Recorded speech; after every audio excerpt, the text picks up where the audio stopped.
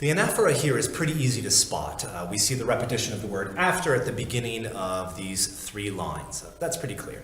What's interesting, however, is to notice how the anaphora binds the other ideas together. So, for example, if we look at the blue phrases here, after immense suffering and after terrible moans, the connection between those 2 ideas is very straightforward. It's describing some sort of suffering that's being experienced. It's when we move to the 3rd part, however, the history lesson, that the strength of the anaphora comes to the forefront. Because obviously a history lesson doesn't seem to have any connection with terrible suffering or moans or anything like that. But through the repetition of after, we realize that the present day suffering will eventually be relegated to simply history lessons in school. Now, if that's not jarring enough, or if that's not pessimistic enough, let's look at the rest of those phrases. So after this immense suffering, we have someone taking tea on the lawn, and after the moans, we have someone washing their uniform.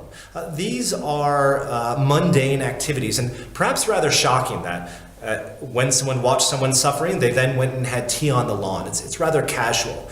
And we look at the 3rd part, the children run to their toys. Now, in this part of the poem, these 3 activities, they seem rather similar. They're both mundane ways to pass the time, some out of enjoyment, some out of kind of duty. But it's when we look at the combination of these 3 phrases and these 3 phrases, we realize that allowing suffering to be relegated to a history lesson, after which children will forget about it and run to their toys, perhaps is as shocking as after hearing some immense suffering, going and simply having tea on the lawn.